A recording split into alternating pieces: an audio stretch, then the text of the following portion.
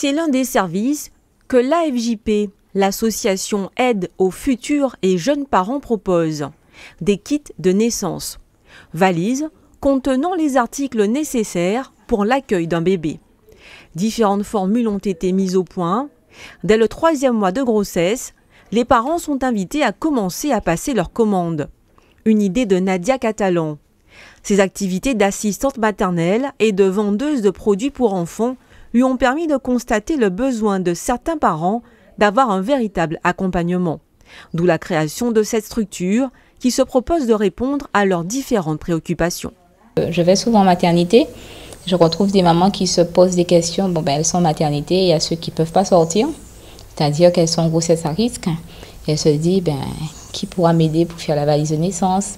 Qui peut m'aider à répondre à quelques questions? Comment je fais pour sortir, pour faire mes démarches? Donc aujourd'hui, la FJP a mis en place différents panoplies autour d'elle. Et comme ça, on peut répondre aux interrogations. On peut venir sur place, au domicile, en maternité. Et bien sûr, le papa aussi peut venir chez nous pour commencer à confectionner, commencer à répondre aux besoins de la maman, même si elle est en maternité. L'association s'adresse à tous les parents, qu'ils soient en difficulté ou pas. Anaïs Louis et Marielle Lorquin, deux mamans d'une vingtaine d'années, reçoivent le soutien de leurs proches. Mais pour elles, cette structure est une sorte de bonus.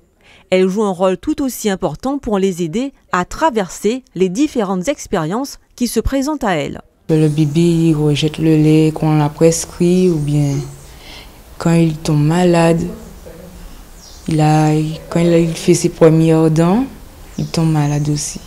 C'est un peu compliqué. Après on s'habitue.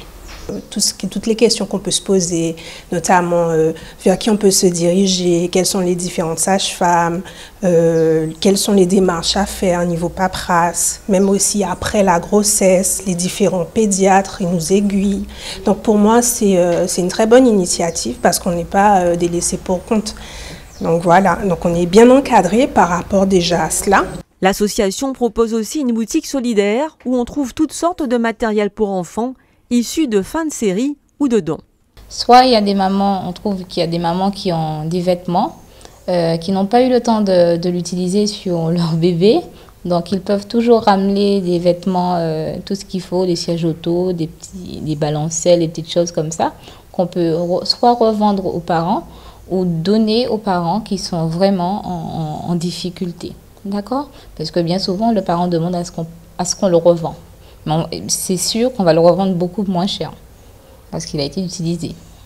Ensuite, les vêtements que nous offrons aux parents, c'est des kits de premier prix. D'accord?